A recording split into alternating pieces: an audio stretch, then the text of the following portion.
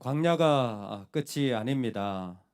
하나님은 지금 430년 동안 찌들었던 사람들을 이끌어내셔서 그 길을 마치게 하시고 또 새로운 땅까지 주시는 분입니다. 여러분, 사실 40년만 찌들어도 그 사람이 쉽게 바뀌지 못합니다. 얼마 전에 보니까 예전에 살인 사건에 용의자로 지목이 되어서 살인자로 감옥에 가게 되었고 20년을 감옥에 있었는데 보니까 그 사람이 살인자가 아닌 거예요.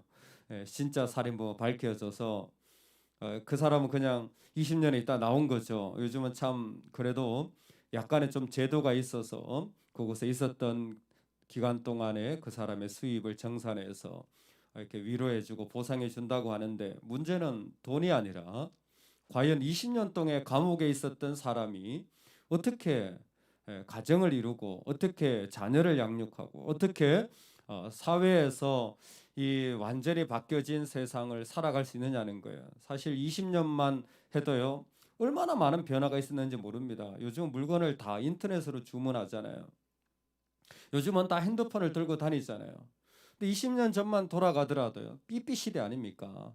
그러니까 사실 우리에게 이 430년이라는 기간, 그래서 결코 상상할 수 없는, 부모로부터 세뇌받았고 내 자녀도 똑같이 살아갈 수밖에 없는 완전히 찌든 그런 백성들도 하나님이 건져내시는 것입니다. 할렐루야. 놀랍지 않습니까? 그렇게 찌들었는데 어떻게 그런 생활과 생각 속에 푹 잠겨있던 자들도 하나님을 만나면 하나님에 의해서 건져질 수 있는 것이 복음인 줄로 믿습니다. 저와 여러분에게 이 은혜가 있기를 주의 이름으로 축원합니다. 아멘. 그때 하나님이 자신의 이야기를 나타내시는 거예요. 여러분, 하나님에 대한 표현이 두 가지 나옵니다. 먼저 8절에 보면 지극히 높으신 자 엘리온입니다. 그리고 9절에 보면 여호와 야훼입니다. 신명기에서는 여호와란 표현이 여기에 나와요. 사실 이 표현은 출애굽기에 많이 나오잖아요. 어디에서 하나님이 자신을 나타내시며 모세를 부르시고 이스라엘 백성들과 언약을 맺을 때 야훼인 거예요. 야훼 여호와란 이름은 이스라엘과의 특별한 관계를 말하는 거예요. 마치 우리가 아버지라 아바라 부르는 것처럼 하나님이 이스라엘 백성을 향해서 특별한 관계를 계속해서 선포하시는 거죠. 너하고 나하고 이런 관계에 있다. 나한테 아버지가 계십니다. 아버지 아직 안 돌아가셨냐? 돌아가신 아버지 말고 또 아버지가 있습니다. 뭐예요? 나도 하나님을 계속 선포하는 거예요. 나한테 하나님이 계십니다. 나는 하나님의 자녀입니다. 나는 그분의 독생자의 피로 구원받은 자입니다. 자꾸 이런 말을 선포해야 됩니다. 이 관계의 이야기예요. 우리가 이 땅에 있으면서 어떤 일이 있을 때 관계를 선포하는 게 중요해요. 그리고 또 하나가 뭡니까? 엘리온. 하나님은 세상을 다스리는 분이라는 게, 지극히 높으시다라는 것은 세상을 다스리는 특별한 분이라는 거예요. 이게 참 중요합니다. 우리 하나님은 나에게 특별한 분이에요. 어떤 어려움과 문제 속에서도 그 하나님은 우리를 건져내시는 특별한 분이라는 거예요.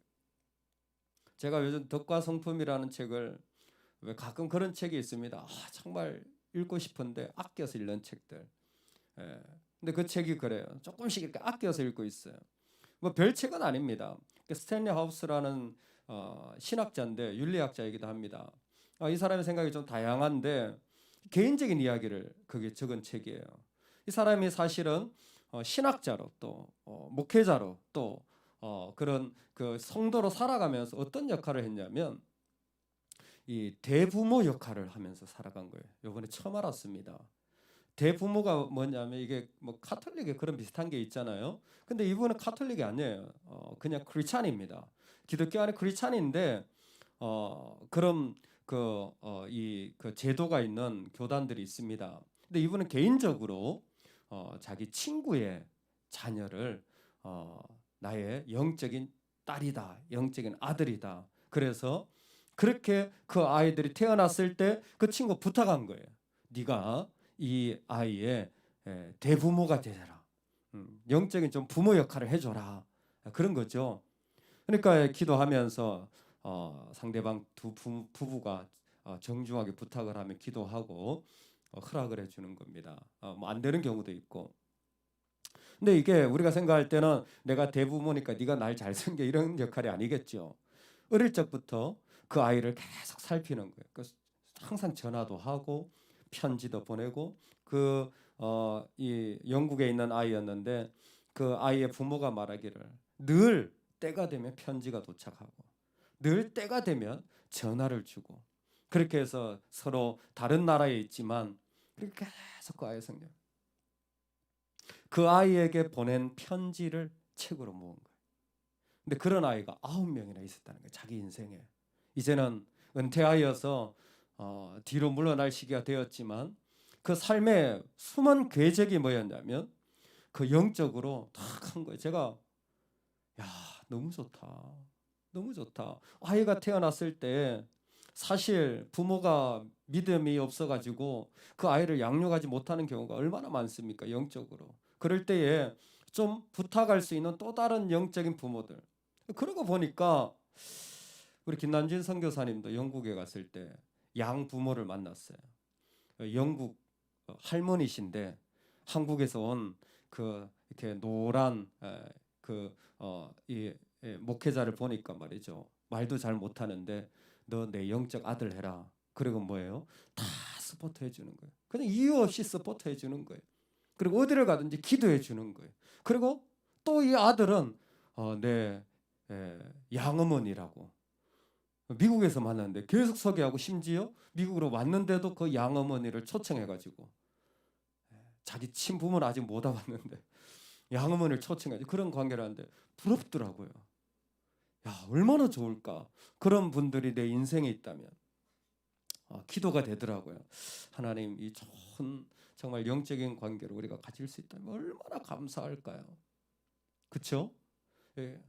근데 양부모, 대부모도 참 좋은 것이겠지만 정말 귀한 게 뭡니까? 하나님이 나한테 특별한 분으로 그렇게 자리매김하는 것이 우리한테는 제일 중요한 은혜 아닙니까? 또 하나님이 우리 가운데서 내가 정말 다른 건 몰라도 하나님과의 관계로 살아가는, 내가 하나님 자녀인데라는 생각으로 내 삶을 살아가는 것이 얼마나 귀한지 모릅니다. 하나님은 그 이스라엘 백성들에게 이렇게 말씀하십니다. 지극히 높으신 자가 너희들을 이끌 때 어떻게 했느냐? 이스라엘 자손의 수요대로 백성들의 경계를 정하셨도다. 이 세상의 모든 인종을 나누실 때 이스라엘 백성의 수요가 뭐냐면 이 가나안에 있다가 애굽으로 들어간 야곱의 가정을 말하는 겁니다. 몇 명이었어요? 70명이었습니다. 이게 하나님의 완전한 7과 10의 합이에요. 그 하나님의 백성들이 들어갔을 때, 그 광야에 있을 때 이 70명의 이야기를 통하여서 하나님은 무수한 많은 민족을 나타내셨고 그 가운데 이스라엘을 택하셨다라는 것입니다. 아무리 위험하고 어려운 곳에서도 하나님은 그 이스라엘을 찾아내시고 그들로 하여금 그 가운데에서 지키셨다라는 것입니다. 하나님은 어떻게 하셨습니까? 하나님이 그 특별하신 분으로 그들에게 한 얘기 두 가지예요. 10절에 보면 눈동자같이 그들을 지키셨다 그랬어요. 눈동자같이. 눈이 있는데 이게 탁 오면 제일 먼저 반응하는 게 눈이잖아요. 제일 먼저 반응하는 게 눈이잖아요. 왜요? 눈꺼풀이 바로 내려오니까, 바로 보호하니까. 눈동자로 뭔가 달려오면 온몸이 다 피합니다. 그래서 아무리 사랑하는 아내가 옆에 있어도 운전자는 자기 살라고 자기 쪽으로 끄잖아요, 이렇게. 그 뭐예요? 본능적으로, 거의 본능적으로. 눈동자 같이라는 것은 하나님이 그렇게 조금만 어려움이 와도 반사적으로 하나님의 백성을 지키신다라는 거죠. 그다음 뭡니까? 독수리가 자기 날개를 자기 새끼를 지키듯이 그렇게 지키신다라는 거예요. 참 독수리 특성상 자식을 훈련시키죠. 낭떠러지에 탁 밀어 떨어뜨립니다. 대단하죠. 이런 게 필요해요. 믿음에 좀 어려운 일들도 도전을 해가지고 탁 떨어뜨리는 거예요. 그건 뭐예요? 막 죽을 것 같죠. 우리가 죽을 것 같은 자리에 들어간 것은 하나님 우리를 훈련시키시는 거예요. 근데 죽지 않습니다. 왜? 죽기 전에 새가 독수리가 날아와서 뭐예요? 그 새끼를 딱 등 위에 엎는 거예요. 걔가 못 날아가면 등 위에 딱 엎는 겁니다. 하나님 그렇게 하시는 거예요.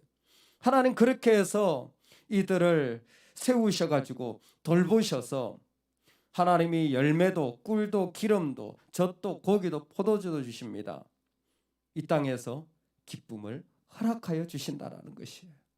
광야 생활이 참 힘들고 어렵지만 그 가운데서 하나님이 그 기쁨을 그들에게 허락하여 주시는 자리로 세워가십니다.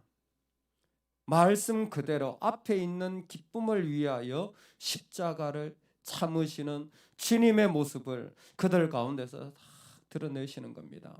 여러분, 그래서 우리에게 광야 같은 자리가 있는 것이 끝이 아닙니다. 하나님 그 자리를 통하여서 앞에 있는 또 다른 기쁨의 자리를 맛보게 하시고 누리게 하실 줄로 믿습니다. 광야는 끝이 아니에요. 그 일을 통하여서 하나님이 더 큰 즐거움과 기쁨의 자리를 우리 가운데 세워놓으신 것이 우리 하나님의 계획인 것입니다. 오늘 우리가 한 날을 살아갈 때에 이 마음을 가지고 살아가면 좋겠습니다. 내가 스스로 생각해도 또 저 사람을 스스로 내가 살펴봐도 구제불능인 것처럼 보여도 하나님은 그들을 기꺼이 광야로 이끌어내실 수 있는 분이십니다. 할렐루야.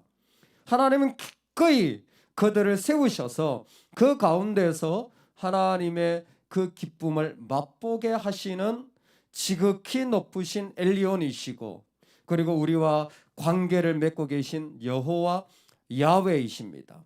눈동자처럼 지켜주시고 독수리가 새끼를 지키듯이 그렇게 그들을 세워 가신다라는 것입니다.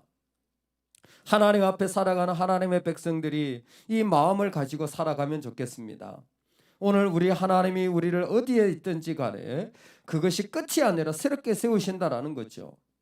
그리고 또 하나 우리가 기도할 것은 하나님이 우리를 그렇게 돌보시는 것처럼 우리도 그렇게 돌보는 자가 되어주면 좋겠다 생각되어집니다. 하나님이 우리를 그렇게 하나님의 자녀로 이 땅 가운데 택해서 세워가시고 눈동자처럼 찾아가셔서 지켜주시고 말씀해 주듯이 이 땅에 우리가 그런 사랑을 나누고 또 나누고 그래서 함께하는 은혜가 있으면 좋겠습니다.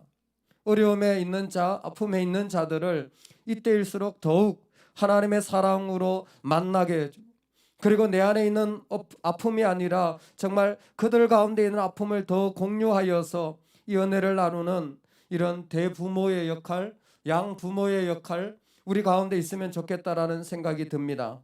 하나님이 우리를 이 자리에 세우신 것은 어떤 모습으로건 이 땅에 있는 하나님의 사랑이 필요한 자들을 부르시기 위함인 줄로 믿습니다. 이 은혜가 우리에게 있기를 주의 이름으로 축원합니다. 아멘.